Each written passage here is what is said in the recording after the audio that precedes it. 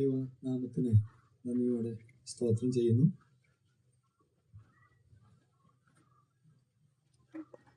അനേക നാളുകൾക്ക് ശേഷമാണ് ഇങ്ങനെ വിശ്വാസികളുടെ ഒരു വലിയ സമൂഹത്തെ കാണുവാനും കർത്താവിന് സാക്ഷിയായിട്ട് നിൽക്കുവാനും സാധിച്ചത്. പരിചയമുള്ള മുഖങ്ങളാണ് ചുറ്റും ഇരിക്കുന്നത്. എല്ലാവർക്കായിട്ടും കർത്താവിനെ സ്തുതിക്കുന്നു. എന്നെ ഇങ്ങനെ വിളിക്കാൻ മനസ്സ് കാണിച്ചത് ഇങ്ങനെ ആശ്ചര്യപ്പെടുകയാണ്. ഞാൻ ഇങ്ങനത്തെ ഇതിനൊന്നും സംവദിക്കുന്ന പതിവില്ല. മാത്രമല്ല, ഇത്രയും ദൂരം ഞാൻ വരണോ എന്ന് ചോദിച്ചപ്പോൾ ബ്രദർ പറഞ്ഞു വന്നേ പറ്റൂ എന്ന് പറഞ്ഞു. ഇതിനിടയ്ക്ക് ഇച്ചിരി പനിയും ജലദോഷമൊക്കെ ആയിട്ട് അങ്ങനെ ഇരിക്കുകയായിരുന്നു. ഇന്നലെ രാത്രി മുഴുവൻ വാഹനം ഓടിച്ചു. ഞാൻ മാത്രമല്ല, മകനുണ്ടായിരുന്നു. അങ്ങനെ പുലർച്ചെ 3 മണിക്ക് 2:45 ഇവിടെ എത്താനിടയായി. ഇങ്ങനെ നിങ്ങളുടെ മധ്യേ നിൽപ്പാൻ സാധിച്ചതിൽ കർത്താവിനെ സ്തുതിക്കുന്നു. ഇന്നിരിക്കുന്ന എല്ലാ ദൈവദാസന്മാർക്കും, സുവിശേഷന്മാർക്കും, സഭാമൂപ്പന്മാർക്കും, എല്ലാ വിശ്വാസികൾക്കും, സ്നേഹിതന്മാർക്കും എൻ്റെ ഹൃദയം നിറഞ്ഞ സ്നേഹവും സന്തോഷവും ഞാൻ അറിയിക്കുന്നു.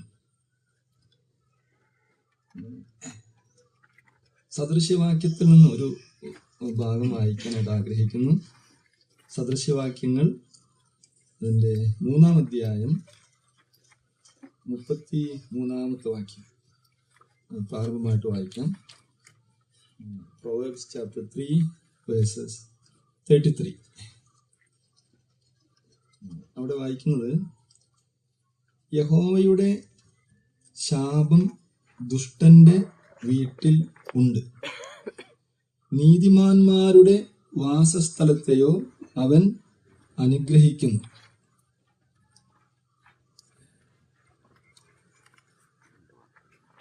നാം വായിച്ച വാക്യത്തെ കർത്താവ് നമുക്ക് അനുഗ്രഹിച്ച് നൽകുമാറാകട്ടെ. അതിനായി കർത്താവിൻ്റെ നീതിയിലും കൃപയിലും ജ്ഞാനത്തിലും ഞാൻ ആശ്രയിക്കുന്നു. നമുക്കറിയാം, ദൈവം ഈ ഭൂമിയെ ശപിച്ചു. ആദാം പാപം ചെയ്തപ്പോൾ ദൈവം ഭൂമിയെ ശപിച്ചു. ദൈവം ശപിച്ച ഭൂമിയിൽ പുണ്യസ്ഥലങ്ങളുണ്ടോ? പുണ്യസ്ഥലങ്ങളില്ല. ദൈവം ശപിച്ചു. എന്നാൽ നാം പുറപ്പാട് പുസ്തകത്തിലേക്ക് വരുമ്പോൾ മുൾപ്പടർപ്പിൽ മോശയ്ക്ക് ദൈവം പ്രത്യക്ഷനായി. എന്നിട്ട് പറഞ്ഞു, നീ നിൽക്കുന്ന സ്ഥലം വിശുദ്ധ ഭൂമിയാകയാൽ കാലിൽ നിന്ന് ചെരുപ്പ് അഴിച്ചു കളക. യോശുവയോടും അങ്ങനെ പറഞ്ഞു. ഊരിപ്പിടിച്ച വാളുമായി സൈന്യാധിപൻ ആയിട്ട് പ്രത്യക്ഷപ്പെട്ട ദൂതൻ, നീ നിൽക്കുന്ന സ്ഥലം വിശുദ്ധമാണ് എന്ന് പറഞ്ഞു. അപ്പോൾ എവിടെ ദൈവസാന്നിധ്യമുണ്ടോ അതാണ് വിശുദ്ധ സ്ഥലം. 2-3 പേർ കർത്താവിന്റെ നാമത്തിൽ കൂടി വരുന്നിടത്തൊക്കെയും അവരുടെ നടുവിൽ ഞാനുണ്ട് എന്ന് കർത്താവ് അരുളി ചെയ്തു. നമ്മുടെ കർത്താവിനെ പറ്റി തീത്തോസിന്റെ ലേഖനത്തിൽ വായിക്കുന്നത് ബോഷ്കില്ലാത്ത ദൈവം എന്നാണ്. സുള്ളാടത ദേവരു. അപ്പൊ ബോഷ്കില്ലാത്ത ദൈവം താൻ വാക്തത്വം ചെയ്ത വാക്തത്വങ്ങൾ സത്യമാണ്.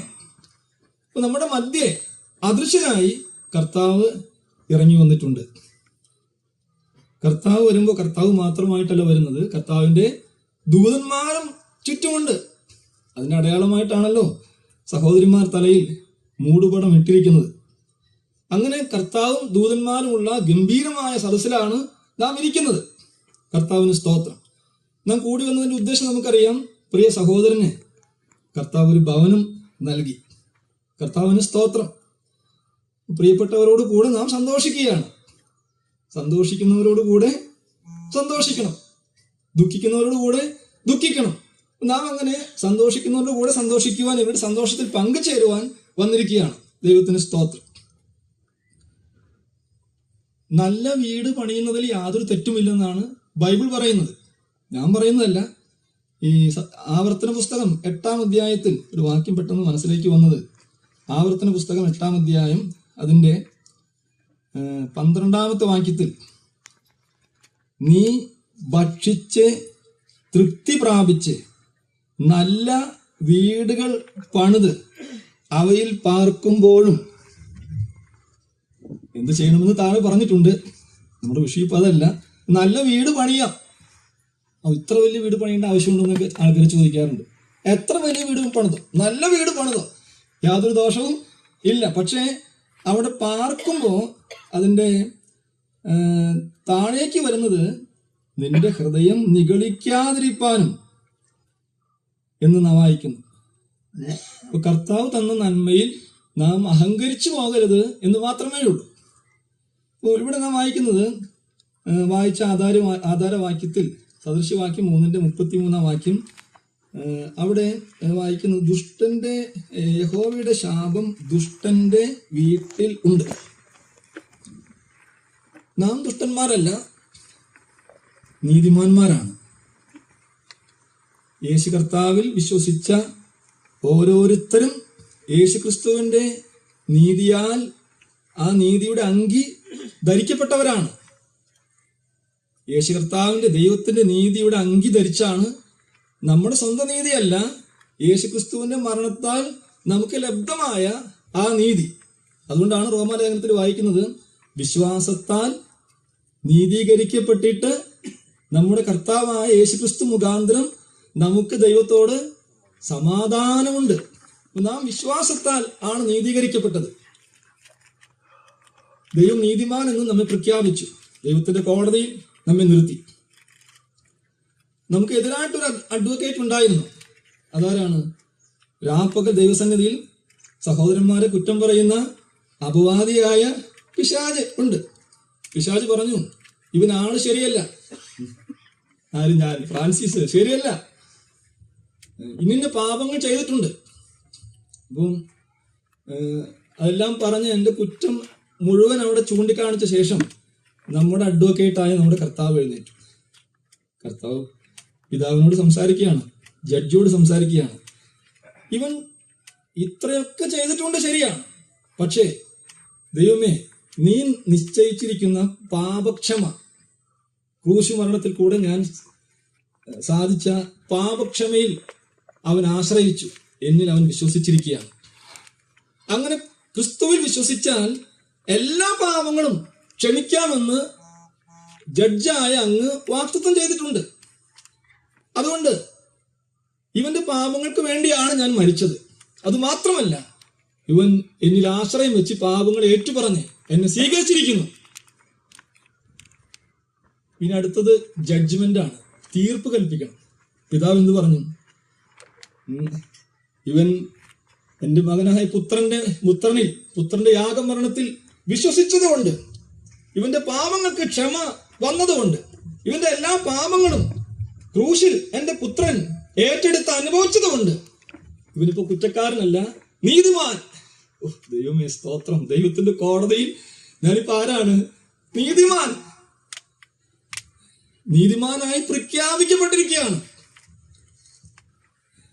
എന്തൊരു ആശ്വാസം!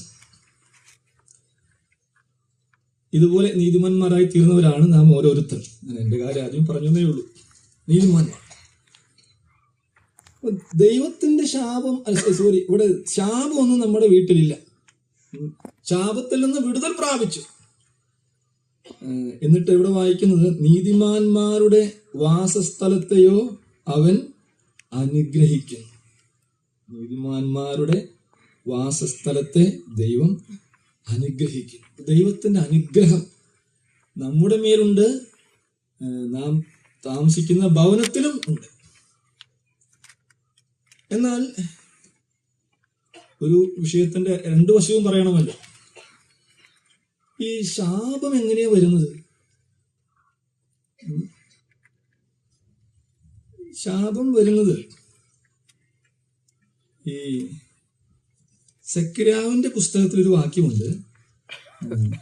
സെക്കര്യാവിന്റെ പ്രവചനം 5-ാം അധ്യായം. അവിടെ ഒരു പാറിപ്പോകുന്ന ചുരുൾ കാണുന്നു.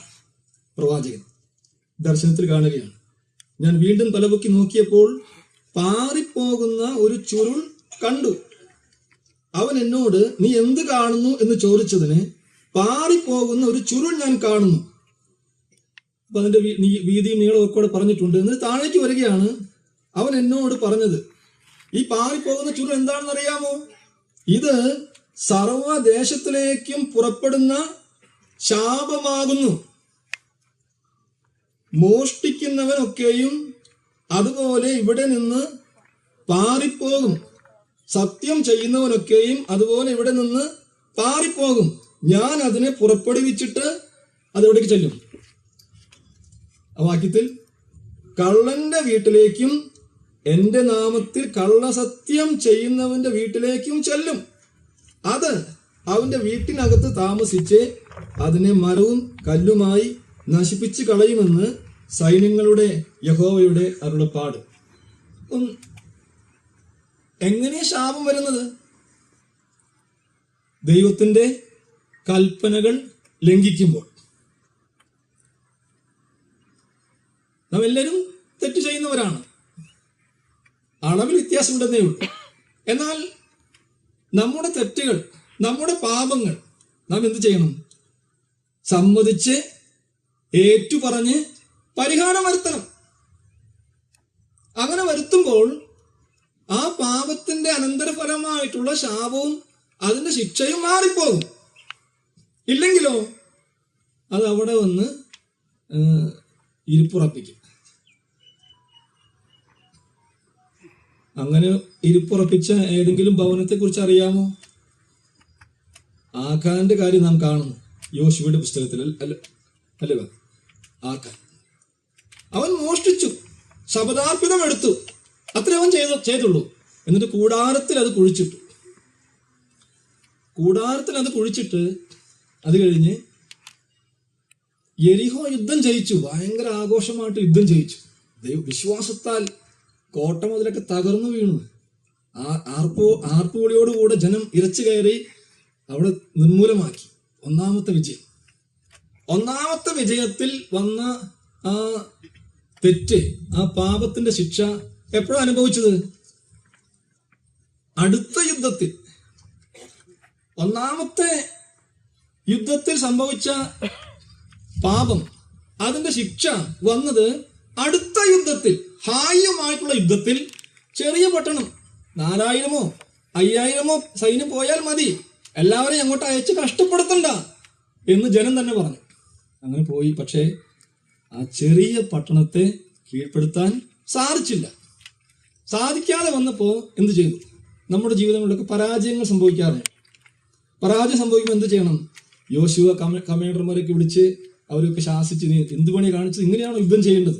നാണാവില്ലേ എന്നൊക്കെ ചോദിച്ച് അങ്ങനെ പറയേണ്ടതിന് പകരം നാം വായിക്കുന്നത് യോശുവയും സൈന്യാധിപന്മാരും തിരിച്ചു വന്ന് ദൈവത്തിന്റെ പെട്ടകത്തിന്റെ മുൻപാകെ അവരെ എന്ത് ചെയ്തു? സാഷ്ടാംഗം വീണ് കിടന്നു.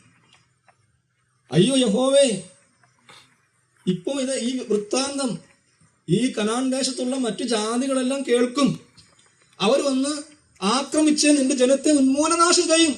നിന്റെ മഹത്തായ നാമത്തിനു വേണ്ടി നീ എന്ത് ചെയ്യും ദൈവമേ എന്ന് അവൻ കരഞ്ഞുകൊണ്ടിരുന്നു.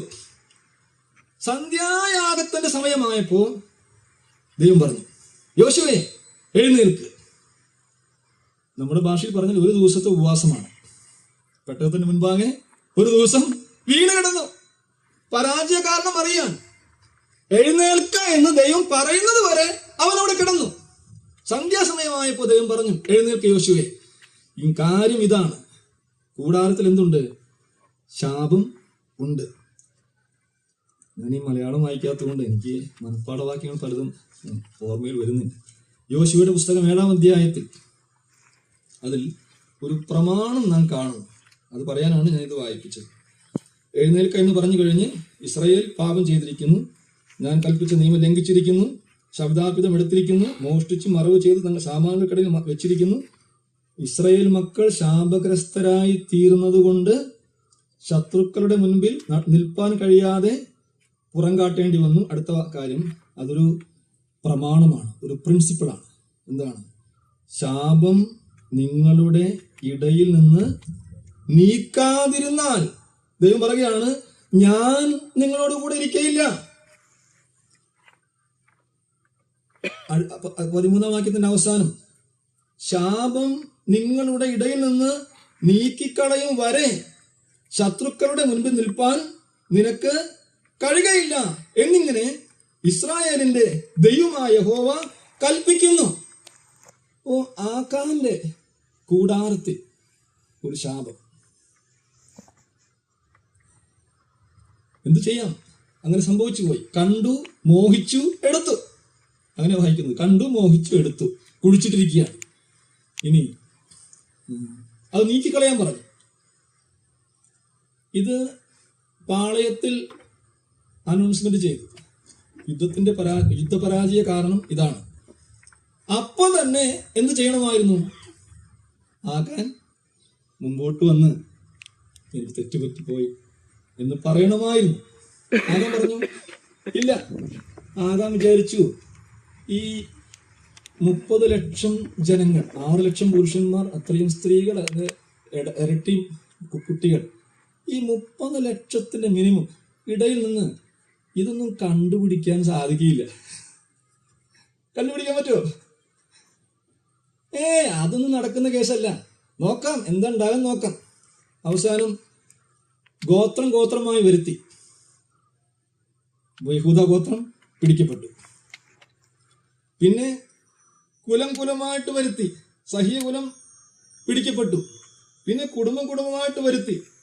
അപ്പൊ സബ്ദിയുടെ മകൻ കർമ്മിയുടെ മകൻ ആകാൻ പിടിക്കപ്പെട്ടു. പിടിക്കപ്പെടില്ലെന്നാണ് വിചാരിച്ചത്. നമ്മളൊക്കെ എങ്ങനെ വിചാരിക്കുന്നത് അല്ലേ? നമ്മുടെ തെറ്റൊന്നും വെളിപ്പെടുകയില്ല. ദൈവം ഇതൊക്കെ കാണുന്നുണ്ടോ? ഇത്രയും 800 കോടി ജനങ്ങളാണിപ്പോ. ഞാൻ ചെയ്തൊരു തെറ്റാണോ ഇപ്പൊ ദൈവം കാണുന്നു എന്ന് നമ്മൾ ചിന്തിക്കുന്നത്. പക്ഷെ അങ്ങനെ ആകാൻ ചിന്തിച്ചത്. പക്ഷേ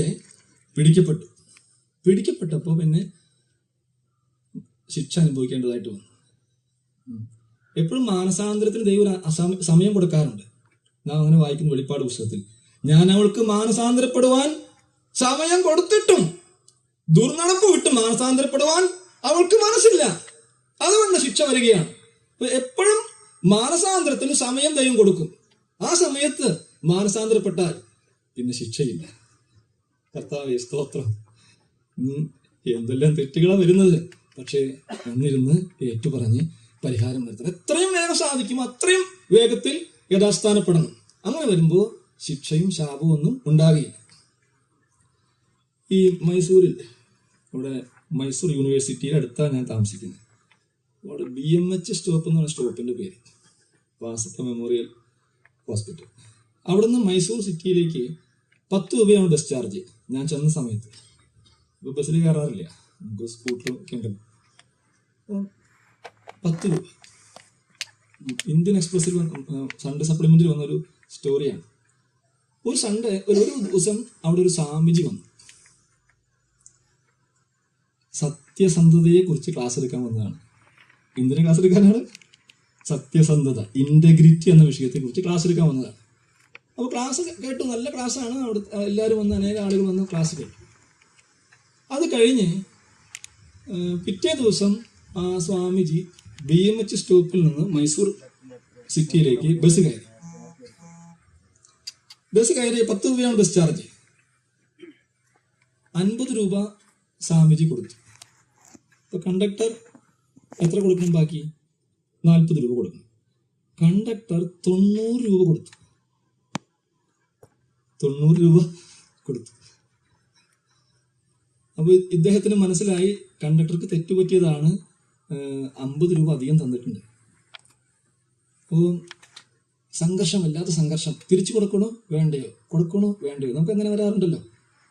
എന്തെങ്കിലുമൊക്കെ സ്തോത്രം പറഞ്ഞു കൊണ്ടുപോകുന്നവരുണ്ട്. പക്ഷെ പലർക്കും സംഘർഷം, കൊടുക്കണോ വേണ്ടയോ, അങ്ങനെ സംഘർഷം.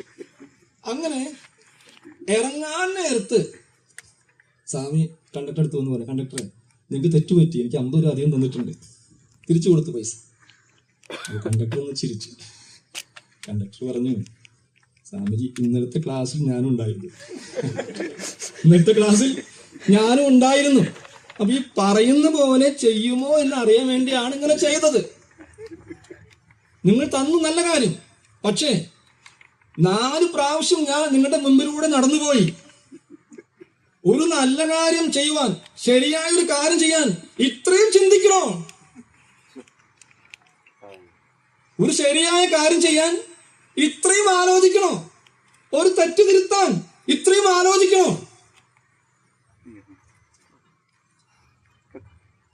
സ്വാമിജി 1/2 മണിക്കൂറിനുള്ളിൽ കാര്യം പരിഹരിച്ചു. നമ്മളിൽ പലരും 20 വർഷം, 10, 30 വർഷം, 40 വർഷമായിട്ടും പരിഹരിച്ചിട്ടില്ല. ഇത്രയും സമയം വേണോ? അതുകൊണ്ട് ഭവനം ലഭിച്ചിരിക്കുകയാണ്. ഒരു ശാപവും ഈ ഭവനത്തിൽ വരാതെ വേണം. കർത്താവിന്റെ കൽപ്പനകൾ പ്രമാണിച്ച് കർത്താവിനെ പ്രസാദിപ്പിച്ച് ജീവിക്കുവാൻ പ്രിയ കുടുംബത്തെ കർത്താവ് സഹായിക്കുമാറാകട്ടെ. സദൃശ്യവാക്യങ്ങൾ 24-ാം അധ്യായം അതിൻ്റെ 15-ാം വാക്യത്തിൽ നാം ഇങ്ങനെ വായിക്കുന്നു. സദൃശ്യവാക്യങ്ങൾ 24:15. അവിടെ നീതിമാന്റെ ഭവനത്തെക്കുറിച്ച് പറഞ്ഞിരിക്കുന്ന ഒരു പ്രയോഗമുണ്ട്. അത് ചൂണ്ടിക്കാണിക്കാൻ വേണ്ടിയാണ് ഞാൻ ആ വാക്യം വായിച്ചത്. ദുഷ്ട, നീ നീതിമാന്റെ പാർപ്പിടത്തിന് പതിയിരിക്കരുത്. അവന്റെ ഏത് സ്ഥലമാണ്? വിശ്രാമ സ്ഥലത്തെ നശിപ്പിക്കുകയുമരുത്. ഇപ്പൊ നീതിമാന്റെ ഭവനം വിശ്രാമ സ്ഥലമാണ്, റെസ്റ്റിംഗ് പ്ലേസ് ആണ്. നീതിമാന്റെ ഭവനം സിനിമ ടാക്കീസ് അല്ല. അയൽക്കാരെ എല്ലാവരും കൂടി വന്നിരുന്ന് സിനിമ കാണുന്ന ആരുടെ വീട്? നമ്മുടെ വീട്. ഒരിക്കലും അനുവദിക്കരുത് ഈ വീട്ടിൽ. Very good. ഉണ്ടായാലും കുഴപ്പമില്ല, പക്ഷെ ഇതിനും ഉപയോഗിക്കരുത്. ഞാനിങ്ങനെ വിചാരിച്ച് ഈ നന്മതിന്മകളെ കുറിച്ച് തിന്നുന്ന ഫലം തന്നെ തോട്ടത്തിലില്ലായിരുന്നെങ്കിൽ നമുക്ക് ആരും പാപം ചെയ്യുകയില്ലായിരുന്നില്ല. പക്ഷെ അതവിടെ ഉണ്ടാവണം. പക്ഷെ എന്ത് ചെയ്യരുത്? തിന്നരുത്, തൊടുകയും വരുത്. അപ്പം നമുക്ക് ആത്മീയമായ പരിജ്ഞാനം വരുമ്പോൾ ഇതൊക്കെ ആത്മനിയന്ത്രണത്തിൽ ഉപയോഗിക്കാം. പക്ഷെ പലപ്പോഴും ഇല്ലാതിരിക്കുകയാണ്. ഈ പറഞ്ഞ പോലെ ഇല്ലാതിരിക്കുകയാണ് ഏറ്റവും ഉത്തമം. റെസ്റ്റിംഗ് പ്ലേസ് ആണ് നീതിമാന്റെ ഭവനം, പാർപ്പിടം റെസ്റ്റിംഗ് പ്ലേസ് ആണ്, വിശ്രാമ സ്ഥലമാണ്. ഈ വിശ്രാമത്തെ കളയുവാൻ, തകർക്കുവാനായിട്ട് ആര് പതിയിരിക്കുന്നുണ്ട്? ആ വാക്യത്തിൽ ദുഷ്ടൻ പതിയിരിക്കുന്നുണ്ട്. നമ്മുടെ ഭവനത്തിന്റെ സമാധാനം കെടുത്തുവാൻ, സ്വസ്ഥത നശിപ്പിക്കുവാൻ പതിയിരിക്കുന്ന ദുഷ്ടശക്തികളുണ്ടെന്ന് മനസ്സിലാക്കണം. നമ്മൾ ആരും കാണുന്നില്ല. ഇവിടെ നല്ല സ്ഥലം, നല്ല കാറ്റ്, നല്ല മരങ്ങൾ. പക്ഷേ ഈ കാറ്റിന്റെ കൂടെ വേറെ ആത്മാക്കളും ഉണ്ട്. നമ്മുടെ സമാധാനം കെടുത്തുവാൻ, സ്വസ്ഥത നശിപ്പിക്കുവാൻ പതിയിരിക്കുന്ന ശക്തികളുണ്ട്. കായീനോട് ദൈവം പറഞ്ഞു, കായീനെ, ഇന്നത്തെ ആരാധന പ്രസാദമായില്ല. നീ നല്ലത് ചെയ്യുന്നെങ്കിൽ പ്രസാദിക്കുമായിരുന്നില്ലേ?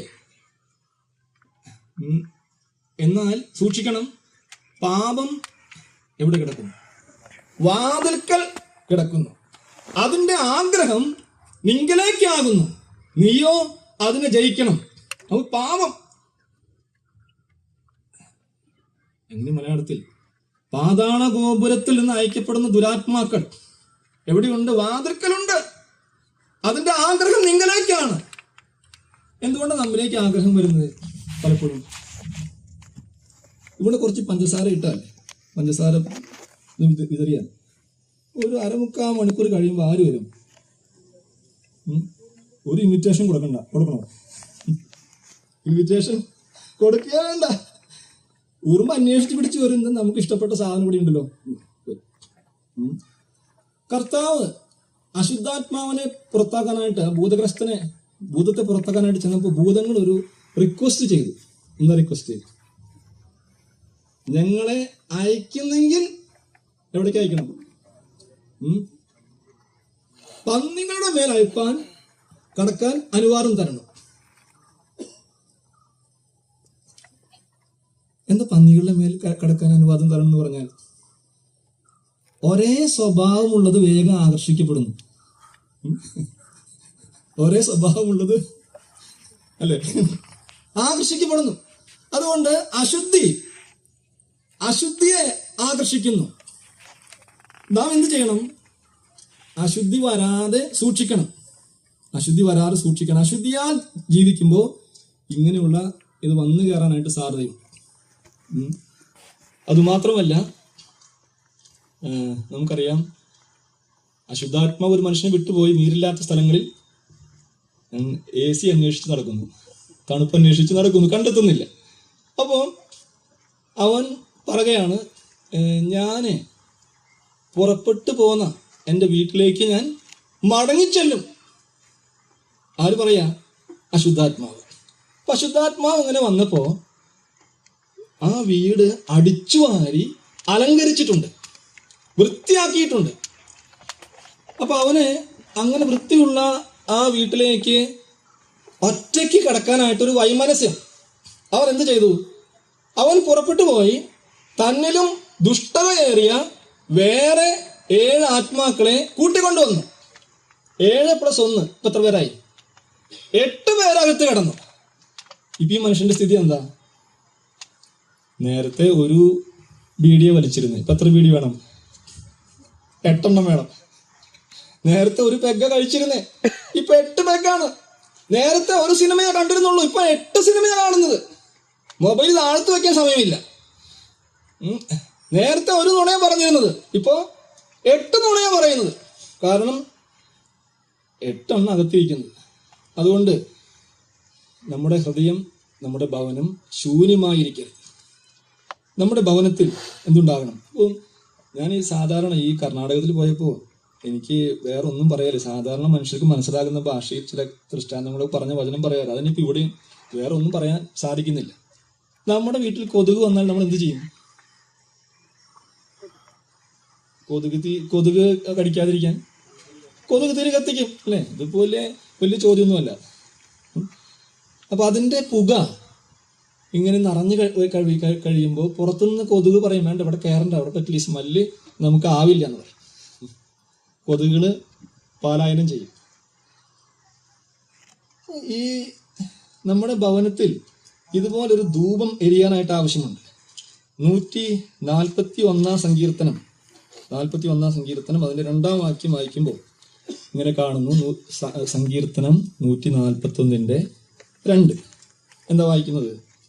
എന്റെ പ്രാർത്ഥന തിരുസന്നിധിയിൽ ധൂപമായും എന്റെ കൈകളെ മലർത്തുന്നത് സന്ധ്യായാഗമായും തീരട്ടെ.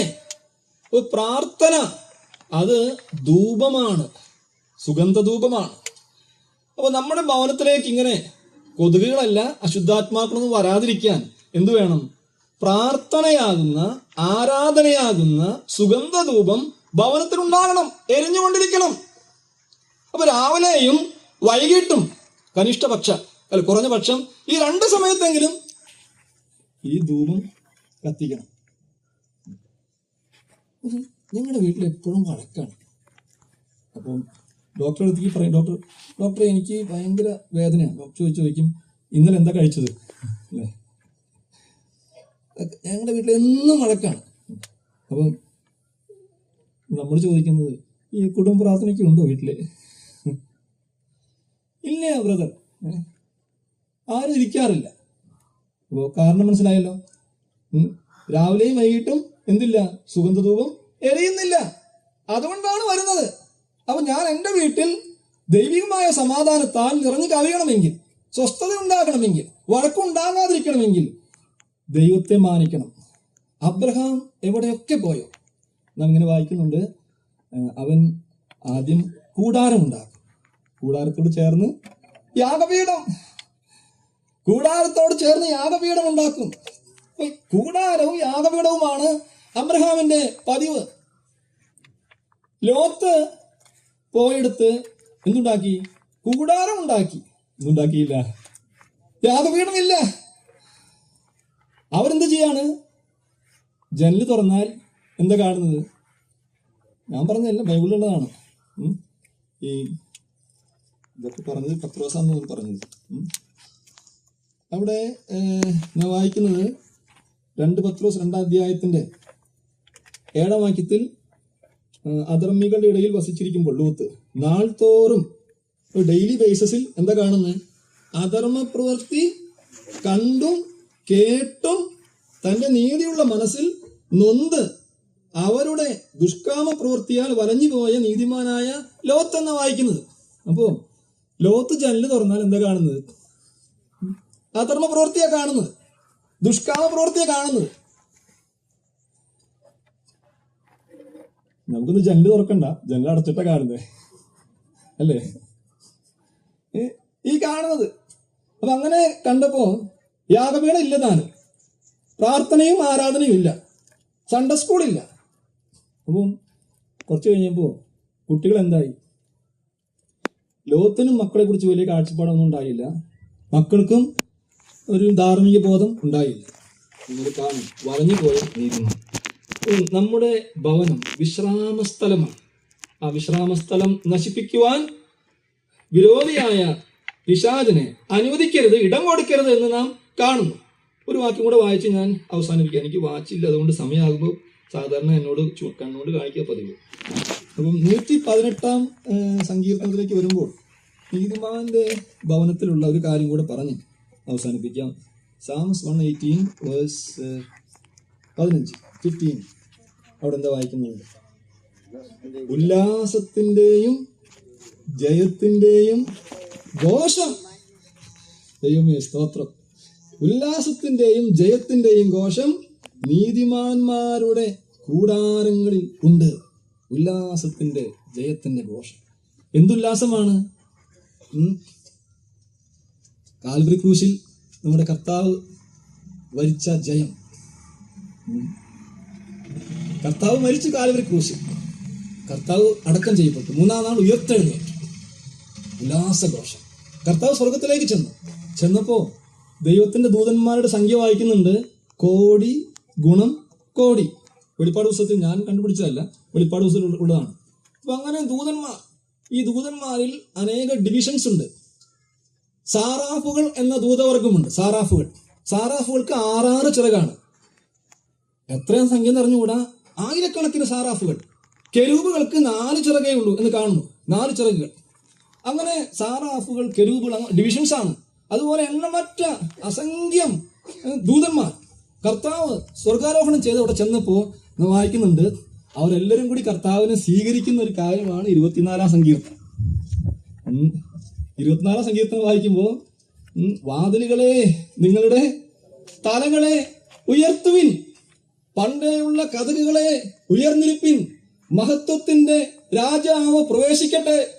അപ്പൊ ദൂതന്മാരുടെ മറ്റൊരു സംഘം ചോദിക്കുകയാണ്, മഹത്വത്തിന്റെ രാജാവ് മഹത്വത്തിന്റെ രാജാവ് ആരാണ്? അപ്പൊ ദൂതന്മാർ, ബലവാനും വീരനുമായ യഹോവ, യുദ്ധവീരനായ യഹോവ, അവനാകുന്നു മഹത്വത്തിന്റെ രാജാവ്. കർത്താവ് അവിടെ സ്വീകരിക്കപ്പെടുകയാണ്, മഹത്വീകരിക്കപ്പെടുകയാണ്. അപ്പോ കർത്താവിന്റെ ജയം ആണ് നമ്മുടെ ജയം.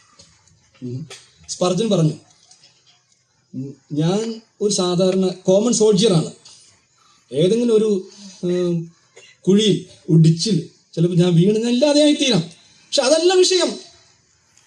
ആർക്കു വേണ്ടി ഞാൻ യുദ്ധം ചെയ്യുന്നു, ആ കർത്താവ് ജയിച്ചിരിക്കുന്നു, കർത്താവ് ജയാളിയാണ്. അതാണ് എൻ്റെ സന്തോഷം. ഇതുപോലെ നമുക്ക് പല പ്രയാസങ്ങളൊക്കെ വരാം, രോഗം വരാം, ദുഃഖങ്ങൾ വരാം. എന്നാൽ കർത്താവ് ജയാളിയാണ്. അവനാണ് സിംഹാസനത്തിൽ. ഈ അണ്ടകടാഹത്തെ നിയന്ത്രിക്കുന്ന ആ സിംഹാസനത്തിൽ ഉപവിഷ്ടനായിരിക്കുന്നത് നമ്മുടെ കർത്താവാണ്. അവനാണ് രാജാതി രാജാവും കർത്താതി കർത്താവും. അതാണ് നമ്മുടെ സന്തോഷ വിഷയം. അപ്പൊ ഇതിന്റെ കാര്യം നാം വർണ്ണിക്കുകയാണ്. ഉല്ലാസത്തിന്റെയും ജയത്തിന്റെയും ഘോഷം. ഈ ജയം നാം പ്രസിദ്ധമാക്കുന്നു. ഞായറാഴ്ചകളിൽ നാം കൂടി വന്ന് ആഴ്ചയോടെ 1-ാം ദിവസം അവന്റെ മരണത്തെ നാം പ്രഖ്യാപിക്കുന്നു. അതിലൂടെ ലഭിച്ച നന്മയെ നാം ഏറ്റുപറയുന്നു. അതുപോലെ ജയം, ഈ ജയത്തെക്കുറിച്ച് പറയുമ്പോൾ നമ്മൾ ജയിക്കുന്നവരായി തീരാൻ പറഞ്ഞിട്ടുണ്ട്. തോറ്റുപോകരുത്. നാം ലോകത്തെ ജയിച്ചു വിശ്വാസത്താൽ നരകത്തിൽ നിന്ന് വിടുതൽ പ്രാപിച്ചു. ലോകത്തെ ജയിച്ച ജയം നമ്മുടെ വിശ്വാസം തന്നെ. എന്നാൽ ഓരോരോ വിഷയത്തിലും ജയം വരിക്കണം. ഒരിക്കൽ ചാർലി ജോൺ പറഞ്ഞു, ഒറ്റ യുദ്ധം ജയിച്ചതുകൊണ്ടെന്ന് ആരും വീരനാകുകയില്ല, ഒരുപാട് യുദ്ധങ്ങൾ ജയിക്കണം. ഒറ്റ യുദ്ധം കൊണ്ടൊന്നും ആരും വീരനാകുകയില്ല. അതുകൊണ്ട് നമ്മുടെ ജീവിതത്തിൽ വരുന്ന പരിശോധനകളെയൊക്കെ ജയിക്കാനായിട്ട് നമുക്ക് സാധിക്കണം. ദൈവം നമ്മെ സഹായിക്കട്ടെ. അങ്ങനെ സന്തോഷമുള്ളവരായിത്തീരുക. പിശാചിനെ ജയിക്കാൻ സാധിക്കുമോ? നമ്മുടെ ഗണനയിൽ അത് ക്ഷിപ്രസാധ്യമല്ല, അങ്ങനെ സാധ്യമല്ല. എന്നാൽ പിശാചിനെ ജയിച്ചവരെ കുറിച്ച് നാം വെളിപ്പാട് പുസ്തകത്തിൽ വായിക്കുന്നുണ്ട്. ആ വായിച്ച് അവസാനിപ്പിക്കാൻ എന്താ വായിക്കുന്നത്? അവിടെ 12-ാം അധ്യായത്തിൽ അവരെങ്ങനെയാണ് ജയിച്ചത് എന്ന് നാം വായിക്കുന്നത്. അവിടെ പിശാചിനെ ജയിച്ച ആളുകളെ കുറിച്ച് വായിക്കുന്നത് 12-ാം അധ്യായം, വെളിപ്പാട് പുസ്തകം 12-ാം അധ്യായം. അവർ അവനെ കുഞ്ഞാടിന്റെ രക്തം ഹേതുവായിട്ടും തങ്ങളുടെ സാക്ഷ്യവചനം ഹേതുവായിട്ടും ജയിച്ചു, മരണപര്യന്തം തങ്ങളുടെ പ്രാണനെ സ്നേഹിച്ചതുമില്ല. അപ്പൊ ജയിക്കാൻ സാധിക്കും, പിശാചിന് ജയിക്കാൻ സാധിക്കും. ജയിച്ചവരുണ്ട്. എങ്ങനെ? കുഞ്ഞാടിന്റെ രക്തം ഹേതുവായിട്ട്, ആ രക്തത്തിന്റെ അടിസ്ഥാനത്തിൽ. സ്വന്തം നീതിയിൽ ജയിക്കാൻ സാധിക്കുകയില്ല. അവൻ നിർവഹിച്ച കാൽവരി ക്രൂശിലെ നീതിയിൽ കുഞ്ഞാടിന് രക്തം ആശ്രയിച്ച് ജയിക്കാനായിട്ട് സാധിക്കും. അങ്ങനെ നമ്മുടെ സാക്ഷ്യവചനം ഹേതുവായിട്ട്. സാക്ഷ്യവചനം എന്ന് പറയുമ്പോൾ നാം ഞായറാഴ്ച പറയുന്ന പ്രാർത്ഥനാ വിഷയമല്ല സാക്ഷ്യവചനം. പിശാചിനെ തോൽപ്പിക്കാനുള്ള സാക്ഷ്യവചനം എന്താണെന്നറിയാമോ? നമുക്കറിയാം, പിശാച് ദൈവത്തോട് പറഞ്ഞു, വെറുതെയാണോ ഈ മനുഷ്യൻ ദൈവത്തെ സേവിക്കുന്നത്? യോബ്, എന്തെങ്കിലും ലാഭമില്ലാതെയാണോ സേവിക്കുന്നത്? നീ അവൻ അനുഗ്രഹിച്ചിരിക്കുകയാണ്, അതുകൊണ്ട് അവൻ നിന്നെ സേവിക്കുന്നത്. അവന്റെ അനുഗ്രഹമൊക്കെ എടുത്തുകളാ, അപ്പൊ കാണാം അവന്റെ തനി സ്വരൂപം. ഇങ്ങനത്തെ വെല്ലുവിളി വന്നാൽ ദൈവം എന്തിനാ അത് അനുഗ്രഹിച്ചു കൊടുത്തു അറിഞ്ഞുകൂടാ? ദൈവത്തിന് അറിയാം യോബിന്. അതുകൊണ്ട് ദൈവം പറഞ്ഞു, ഓക്കെ, അവനുള്ളതൊക്കെ നിന്റെ കയ്യിലിരിക്കുന്നു, അവന് മാത്രം തുടരുത്. പിശാച് അവിടെ നിന്ന് ഇങ്ങോട്ട് വന്നു. നടന്ന കാര്യം നമുക്കറിയാം, വിശദീകരിക്കേണ്ട ആവശ്യമില്ല. ശബായർ വന്ന് ഒട്ടകൂട്ടത്തെ പിടിച്ചു കൊണ്ടുപോയി, കൽദായർ വന്ന് ആടുമാടുകളെ കൊണ്ടുപോയി. ഓക്കെ, മനസ്സിലാക്കാം. മിന്നൽ വീണ്, ദൈവത്തിന്റെ തീ വീണ് കത്തിപ്പോയി, ആടുമാടുകൾ കത്തിപ്പോയി. മരുഭൂമിയിൽ നിന്ന് കാറ്റ് വന്ന് വീടിനടിച്ച് മക്കൾ മരിച്ചുപോയി. ദൈവത്തിൽ നിന്നാണോ പരീക്ഷ വന്നത്, പിശാചിൽ നിന്നാണോ വന്നതെന്ന് തിരിച്ചറിയാൻ പറ്റാത്ത അവസ്ഥയായി. നമുക്ക് അങ്ങനെയാണ് പരീക്ഷ വരുമ്പോൾ. ഇതിന്റെ ഉറവിടം ഏതാണ്? പിശാച് കാറ്റുകൾ ഉപയോഗിക്കുമോ? ഞങ്ങൾ വിടകൊള്ളട്ടെ എന്ന് പറഞ്ഞിട്ടല്ലേ മിന്നലുകൾ പുറപ്പെടുന്നത്. അതെന്തുകൊണ്ട് പിശാച് എടുത്ത് ഉപയോഗിച്ചു? കാറ്റുകൾ നാം സക്രിയ പുസ്തകത്തിൽ വായിക്കുന്നുണ്ട്, ഞാൻ ആ കാറ്റിനെ വടക്കേ ദേശത്തേക്ക് അയക്കുന്നു, അതിന്റെ ഉഗ്രഹം അവിടെ നിവർത്തിക്കും. അപ്പൊ കാറ്റുകൾക്ക് ദൈവത്തിന്റെ ആജ്ഞാനുസാരം അവന്റെ വചനം അനുസരിക്കുന്ന കൊടുങ്കാറ്റെന്നാണ് വായിക്കുന്നത്. ഇതെങ്ങനെ, എന്തുകൊണ്ട് ഈ കൊടുങ്കാറ്റടിച്ചു? ദൈവമാണോ എന്നെ ശിക്ഷിക്കുന്നത്, അതോ പിശാചിന്റെ പരീക്ഷയാണോ? അറിഞ്ഞുകൂടാത്ത സമയം നമുക്ക് പല കാര്യങ്ങളും അറിഞ്ഞുകൂടാ. അറിയാത്ത കാര്യം വിധിക്കാനും പോകണ്ട. പക്ഷേ സാക്ഷ്യവചനം എന്ന് പറഞ്ഞാൽ എന്താണ്? ഇയ്യോബ് എന്ത് ചെയ്തു? എല്ലാം നഷ്ടപ്പെട്ട് ഓരോരുത്തരും അത് വന്ന് പറഞ്ഞു. മക്കൾ മരിച്ചു പോയിട്ടോ, കൃഷിയെല്ലാം നശിച്ചുപോയി, ആടുമാടുകളും ഒട്ടകങ്ങളും കഴുതകളും എല്ലാം നഷ്ടപ്പെട്ടു പോയി. ഓരോരുത്തരും വന്ന് പറഞ്ഞു. ഇയ്യോബ് എന്ത് ചെയ്തു? അവൻ വസ്ത്രം കീറി, തലയിൽ മണ്ണ് വാരിയിട്ടു. എന്നിട്ട് അവൻ അവിടെ ഇരുന്ന് അവൻ വായി തുറന്നു. അപ്പോൾ ഞാൻ ചിന്തിക്കുന്നത്, അദൃശ്യമണ്ഡലത്തിൽ ഒരു വശത്ത് പിശാചും അവന്റെ ദൂതന്മാരും ഇയ്യോബിനെ ഫോക്കസ് ചെയ്ത് നിൽക്കുകയാണ്, മറുവശത്ത് ദൈവവും ദൈവത്തിന്റെ മാലാഖമാരും ഇയ്യോബ് എങ്ങനെ പ്രതികരിക്കുമെന്നറിയാൻ ക്യാമറയുടെ കണ്ണുകൾ ഇയ്യോബിന്റെ മുഖത്തേക്ക് നോക്കിക്കൊണ്ട് നിൽക്കുകയാണ്. ആ സമയത്ത് ഇയ്യോബ് വായി തുറന്നു. ഇയ്യോബ് എന്ന് പറഞ്ഞു, നഗ്നനായി അമ്മയുടെ ഗർഭത്തിൽ നിന്ന് ഞാൻ പുറപ്പെട്ടു വന്നു, നഗ്നനായി തന്നെ മടങ്ങി. യഹോവ തന്നു. ഓക്കെ, അത്രയും നമുക്ക് അംഗീകരിക്കാം. യഹോവ എടുത്തു. യോബ് അങ്ങനെ പറഞ്ഞു, യഹോവ തന്നു, യഹോവ എടുത്തു, അവന്റെ നാമം വാഴ്ത്തപ്പെടുമാറാകട്ടെ. ഇതിലൊന്നിലും ഇയ്യോബ് അധരങ്ങളാൽ പാപം ചെയ്തില്ല, ദൈവത്തിന് ദോഷത്വം ആരോപിച്ചില്ല. ഇതാണ് സാക്ഷിവചനം. ഈ സാക്ഷിവചനം പിശാച് ചോദിച്ചത്, മനുഷ്യൻ വെറുതെയാണോ മനുഷ്യൻ നിന്നെ സേവിക്കുന്നത്, ആരാധിക്കുന്നത്, നിന്നെ അനുസരിക്കുന്നത്? എന്തെങ്കിലും നന്മയില്ലാതെ അവൻ ചെയ്യുകയില്ല. പക്ഷെ തെളിയിച്ചു, നന്മയൊക്കെ പോയാലും കർത്താവിനെ തന്നെ സേവിക്കുന്ന, സ്നേഹിക്കുന്ന, സാക്ഷ്യം പറയുന്ന, സാക്ഷ്യവചനം ഉയർത്തിപ്പിടിക്കുന്ന ഒരു ദാസൻ. അപ്പൊ നമുക്ക് എങ്ങനെ പിശാചിനെ ജയിക്കാം? നമ്മളെന്ത് ചെയ്യും? എന്തെങ്കിലും നഷ്ടപ്പെട്ടു പോയാൽ എന്ത് ചെയ്യും? ശബായർക്ക് ഏതായി കത്തെഴുതും, അല്ലേ? പ്രശ്നങ്ങൾ ഉണ്ടാക്കുക, ഇവരൊക്കെയാണ് നഷ്ടപ്പെടുത്തിയെന്ന് പറഞ്ഞ് നമ്മൾ അതും പറഞ്ഞുകൊണ്ട് നടക്കും. ഇവ അങ്ങനെ ചെയ്തില്ല. നമ്മുടെ ജീവിതത്തിൽ പിശാചിനെ ജയിക്കാൻ സാധിക്കും, കുഞ്ഞാടിന്റെ രക്തം ഹേതുവായി, തങ്ങളുടെ സാക്ഷ്യവചനം ഹേതുവായി. ഒരു പാട്ടുണ്ട് നമ്മുടെ പാട്ടുപുസ്തകത്തിൽ, കുഞ്ഞാട്ടിൻ തിരു രക്തത്താൽ ഞാൻ ശുദ്ധനായിത്തീർന്നു. അതിനകത്തൊരു സ്റ്റാൻസ ലഭിക്കും നിശ്ചയം, എൻ വിരുദ് എനിക്ക് ശത്രുക്കൾ ആരുമേ കൊണ്ടുപോകയില്ല, പ്രാപിക്കും അന്ന് ഞാൻ രാജൻ കയ്യിൽ നിന്ന് ദൂതന്മാരുടെ മധ്യത്തിൽ.